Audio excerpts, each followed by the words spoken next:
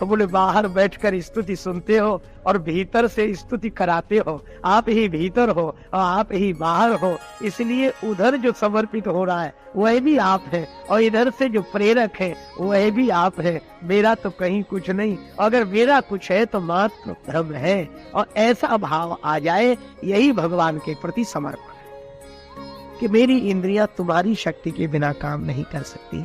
हे भगवान, यह सब आपकी प्रेरणा से हो रहा है। मेरी श्वास भी आपकी प्रेरणा से चल रही है। मेरा जीवन आपके द्वारा दिया हुआ है।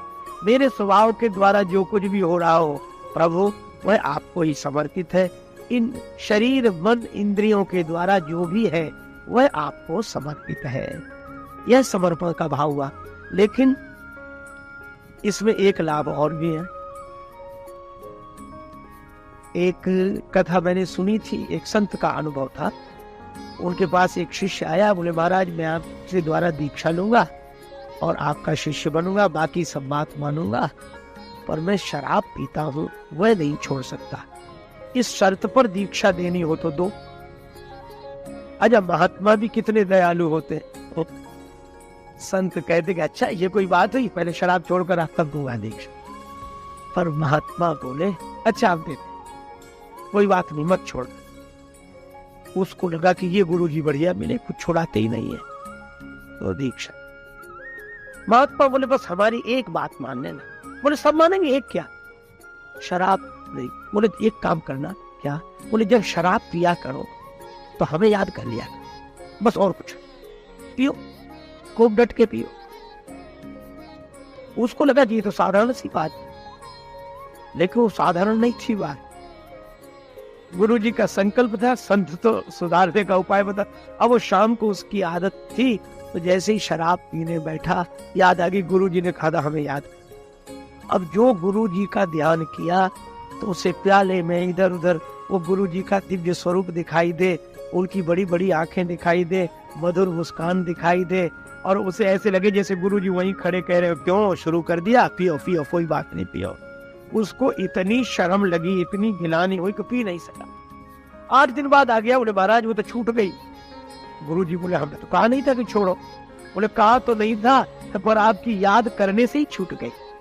मैं भी आपसे यही कह रहा हूँ कि यद्यपि यह कहा गया कि आप अपने स्वभाव के द्वारा, मन इंद्रियों के द्वारा, वाणी और काया के द्वारा जो करें वह भगवान को अर्पण कर दें, लेकिन इसमें समर्पण के भाव से अगर करेंगे तो भगवान आपकी प्रेरणा से हो रहा है और आपके प्रति मैं यह समर्पण कर रहा हूँ।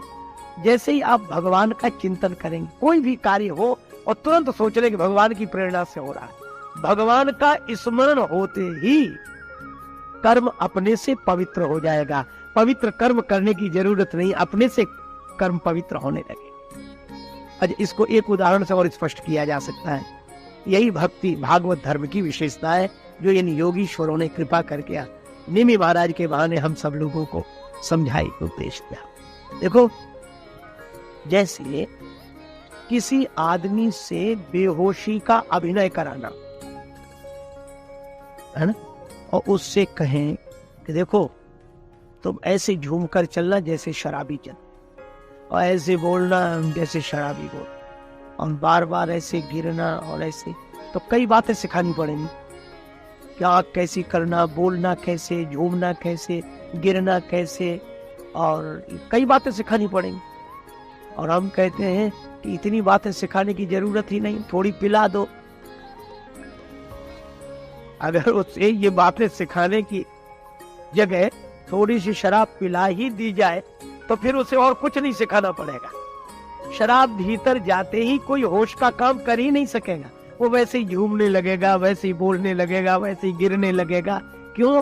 शराब भीतर गई। तो शराब पीने वाले को अगर पिला दी जाए तो उसे बेहोशी सिखानी नहीं पड़ती। यही यहाँ कहा गया। जैसे रामचरितमानस में जहाँ ही स्नेह सुरा सब छाके, भगवान की भक्ति भी मदिरा है। इसीलिए शराब भीतर जाते ही आदमी होश का काम नहीं कर सकता। ठीक इसी तरह भक्त को उपदेश देने की जरूरत नहीं कि तुम अच्छा काम करना, गलत नहीं करना, ऐसे चलना वैसे चलना, उसे धर्म सिखाने की जरूरत ही नहीं। थोड़ी भगवान की भक्ति की मदिरा पिला दो। शराब भीतर जाती है तो आदमी होश का काम नहीं कर सकता, और भगवान की भक्ति की मदिरा भीतर जाएगी तो आदमी बेहोशी का काम नहीं कर सकता, गलत काम नहीं कर सकता। इसलिए एकमात्र भक्ति ही सर्वोत्तम है। और इसीलिए भक्तों के लिए कोई नियम नहीं। कोई नियम का अर्थ यह नहीं कि भक्त स्वच्छंद हो गया। कोई नियम का अर्थ यह नहीं है कि भगवान का भक्त वही है जो कुछ भी करे तो भी भक्त, कुछ भी करे तो भी भक्त है। गीता में एक और अद्भुत बात कही, अप चेत सुदुराचारो भजते माम अनन्य भाव साधुरेव समन्तव्या।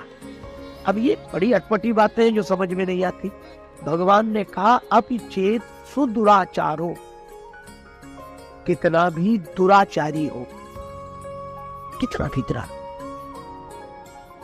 और दुराचारी में भी एक विशेषण लगा दिया, सुदुराचारी। और सुदुराचारी माने उस जैसा अभ्यस्त कोई दुराचारी दूसरा न हो, सुनियम पूर्वक दुराचार करने वाला। भगवान बोले अगर वह मेरा भजन करता है तो उसे साधु समझना। लो, अब इसको कहीं भगवत विरोधी या उस तरह के लोग सुने तो उनको तो यह शस्त्र मिल जाए कि वाह, यही गीता में कहा गया है। लेकिन भगवान की वाणी बहुत महत्वपूर्ण है। भगवान की वाणी भगवान की कृपा से ही समझ में आती है, और भगवान की कृपा संत के मिलन के रूप में, बिनु हरि कृपा मिल ही नहीं संत। यहाँ भगवान यह कह रहे हैं कि कितने ही दुराचारी हो, अगर मेरा भजन करे तो उसे साधु मानना। कहा क्यों? बोले मानना ही पड़ेगा, हो ही जाएगा साधु। कैसे? बोले ये दुराचार कब छूट जाएगा?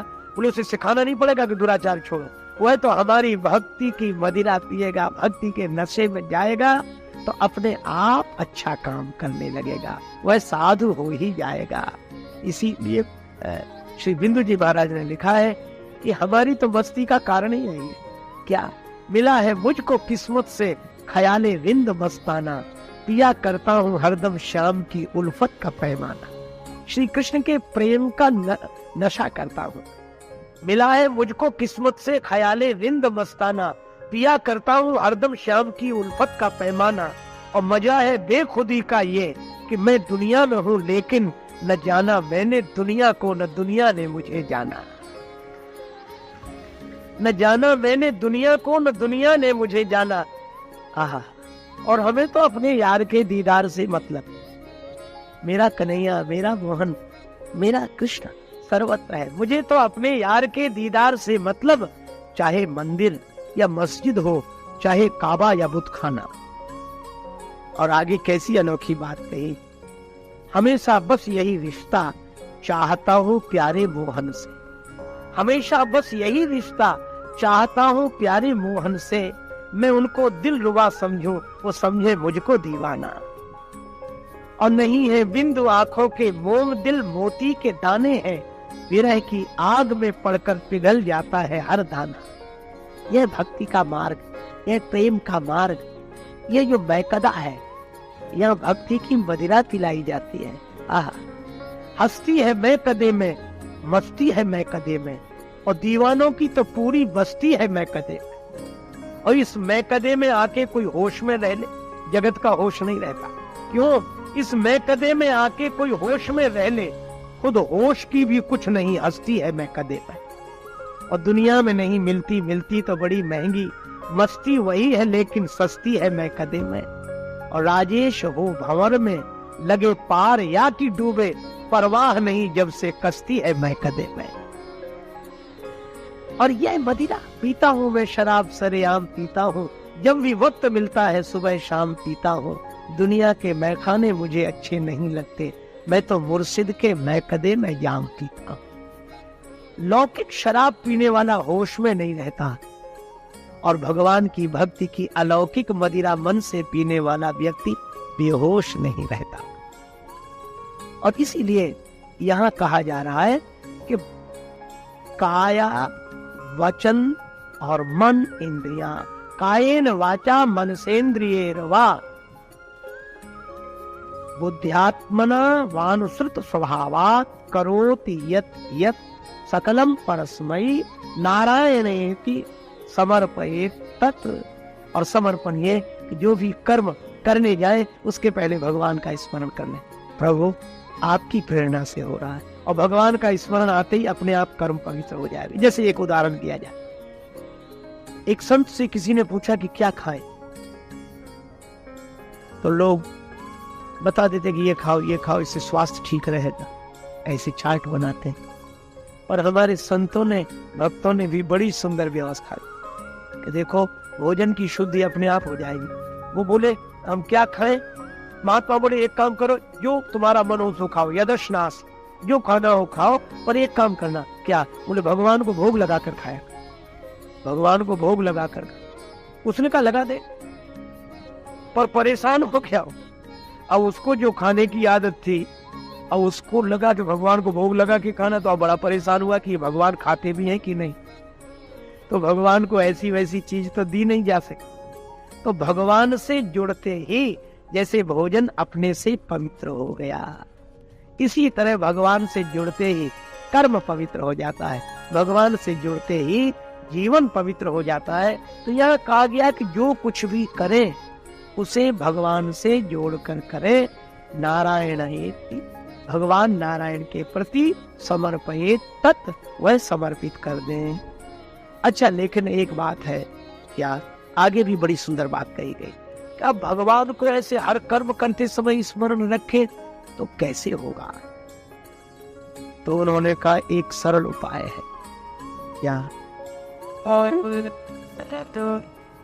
श्रवण सुभद्राणी रथांग पाणे, जनमानि कर्माणि यानि च दुःखे। आहा, कितना बढ़िया संकेत। श्रवण सुभद्राणी रथांग पाणे। श्रवण सुभद्राणी, सुभद्राणी माने सुंदर, चर्चा सुने। श्रवण किसकी? रथांग पाणे, रथ का अंग जिनके हाथ में है। रथांग पाणे, पाणे माने हाथ, रथांग माने रथ का अंग, और रथ के अनेक अंगों में एक अंग है चक्र। तो चक्र के धारण करने वाले भगवान के गुणों का श्रवण करें। श्रवण सुभद्राणी रथांग पाणे।